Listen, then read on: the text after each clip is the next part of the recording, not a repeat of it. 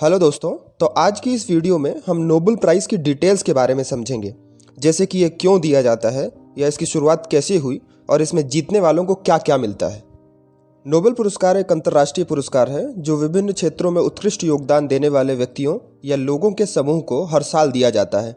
Nobel पुरस्कार की स्थापना Swedish inventor and businessman Alfred Nobel ने 1895 में अपनी वसीयत यानी विल में की थी।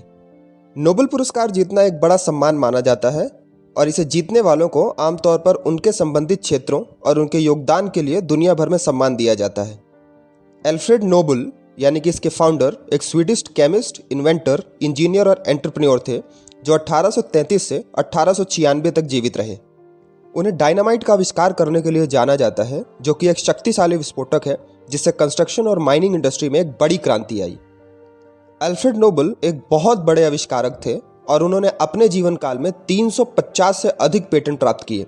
हालांकि वे अपने आविष्कारों के विनाशकारी उपयोग से भी चिंतित थे और दुनिया में शांति और प्रगति को बढ़ावा देने के लिए वे एक रास्ता खोजना चाहते थे।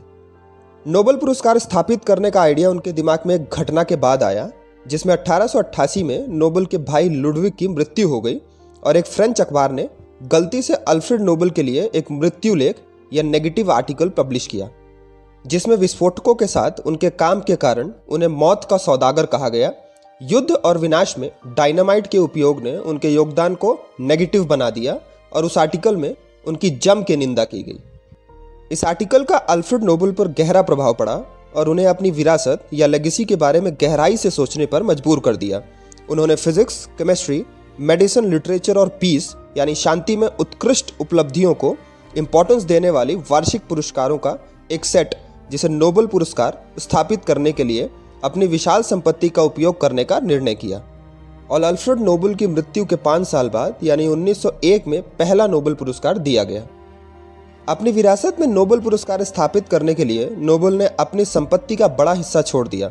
उनका मानना था कि मानवता के लिए महत्वपूर्ण योगदान देने वाले व्यक्तियों को पहचानने और पुरस्कृत करने से वे एक अधिक शांतिपूर्ण और समृद्ध दुनिया को बढ़ावा देने में मदद कर सकते हैं। 1901 और 2023 के बीच कुल 979 बार नोबेल प्राइज दिया गया, जिसमें 959 बार व्यक्तियों और 30 बार संगठनों को या संस्थाओं को नोबेल पुरस्कार दिया गया। इसमें से 92 पुरस्कार इकोनॉमिक साइंस कैटेगरी के लिए भी थे, जिसे बाद में ऐड किया गया था। आज तक कुल 61 नोबेल प्राइज महिलाओं को दिया गया और 2 लोगों ने खुद ही ये प्राइज लेने से मना कर दिया और 4 लोगों को उनकी सरकारों ने ये पुरस्कार लेने नहीं दिया, जिसमें से 3 लोगों को खुद अडोल्फ हिटलर ने पुरस्कार लेने नहीं दिया। कुछ व्यक्तियों और संगठनों को एक से अधिक बार भी सम्मानित किया गया है, जिसका अर्थ है कि 954 बार अद्वितीय यानी यूनिक व्यक्तियों और 27 बार यूनिक संगठनों को नोबेल पुरस्कार मिला है। इस पुरस्कार के अंतर्गत कुल 6 कैटेगरियां हैं, जिसमें फिजिक्स, केमिस्ट्री, मेडिसिन, लिटरेचर और पीस हैं। इन 5 मुख्य नोबेल पुरस्कारों के अलावा आर्थिक विज्ञान यानी इकोनॉमिक साइंस में नोबेल मेमोरियल पुरस्कार भी है, जिसे 1968 में स्वीडिश सेंट्रल बैंक द्वारा एल्फ्रेड नोबेल के सम्मान में स्थापित किया गया था। पुरस्कार की श्रेणी के आधार पर Royal Swedish Academy of Science, Karolinska Institute में नोबेल असेंबली, स्वीडिश अकेडमी और नॉर्वेगियन नोबेल कमेटी सहित विभिन्न संस्थानों द्वारा नोबेल पुरस्कार प्रदान किए जाते हैं।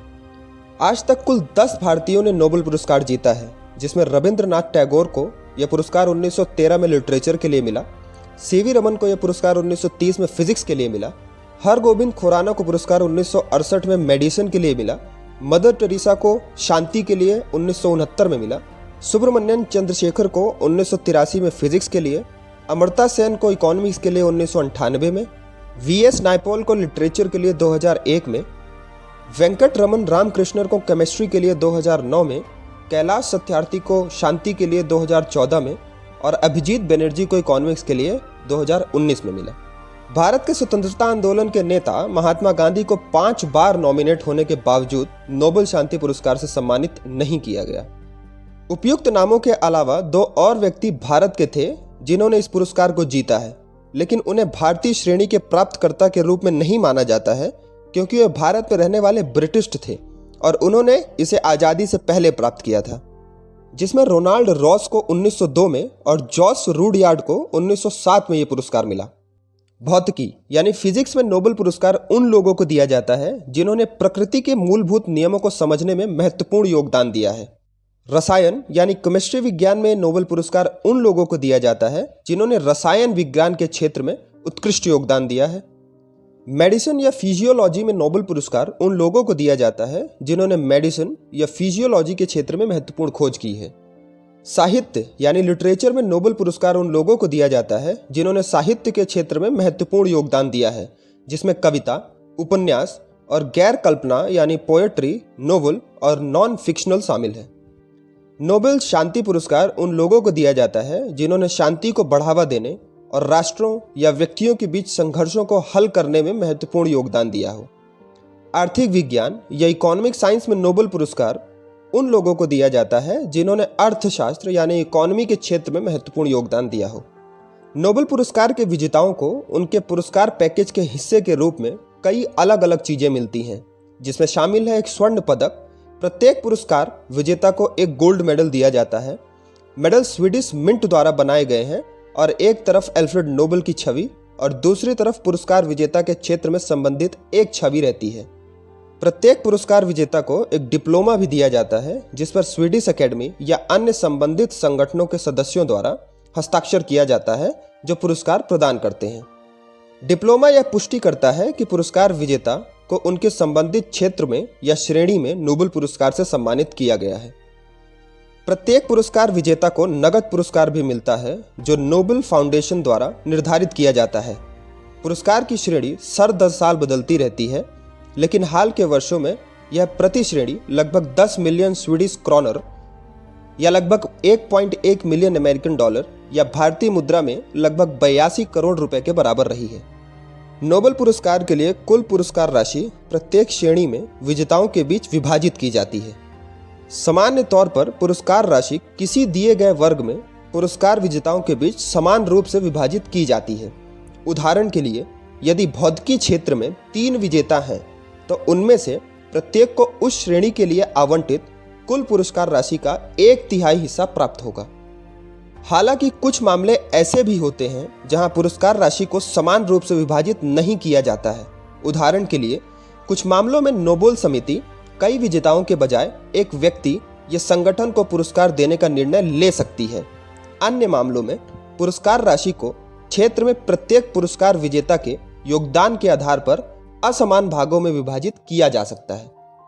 भले ही यह पुरस्कार राशि कैसे भी विभाजित की जाती हो, प्रत्येक पुरस्कार विजेता को अपने संबंधित क्षेत्र में एक स्वर्ण पदक, एक डिप्लोमा और नोबेल पुरस्कार विजेता के रूप में मान्यता प्राप्त होती है।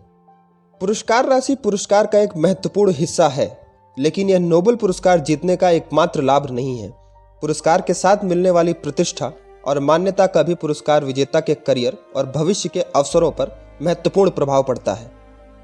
इससे फंडिंग के अवसर, बोलने की व्यस्तता और करियर के अन्य अवसर भी बढ़ जाते हैं। नोबेल पुरस्कार में मिलने वाला मेडल या पदक असली सोने का बना होता है।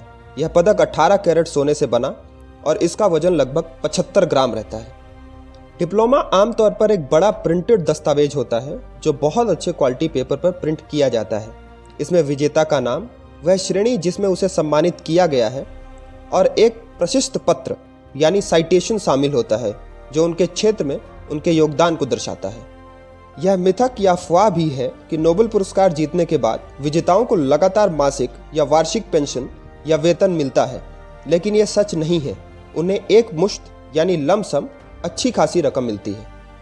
एल्फ्रेड नोबेल ने अपनी अधिकांश संपत्ति 31 मिलियन स्वीडिश क्रॉनर, जो कि आज के लगभग 1702 मिलियन स्वीडिश क्रॉनर यानी लगभग 852 करोड़ भारतीय मुद्रा से अधिक को फंड में परिवर्तित करने और निवेश करने के लिए छोड़ दिया। इस निवेश से होने वाली आय को ही नोबेल प्राइज विजेताओं में बांटा जाता है और 2022 के लिए नोबेल पुरस्कार राशि 82 करोड़ भारतीय मुद्रा पर कैटेगरी पर निर्धारित की गई थी। जबकि यह पुरस्कार राशि एक महत्वपूर्ण और बड़ी राशि है, लेकिन इसका उद्देश्य पुरस्कार विजेताओं के लिए जारी वित्तीय सहायता प्रदान करना नहीं है, बल्कि इसका मतलब उनके क्षेत्रों में उनके योगदान को पहचानना और क्षेत्रों में उनके निरंतर काम को समर्थन करना है। कई पुरस्कार विजेता पुरस्कार राशि का उपयोग रिसर्च करने या चैरिटी का समर्थन करने या अन्य तरीकों से अपना काम को आगे बढ़ाने के लिए करते हैं।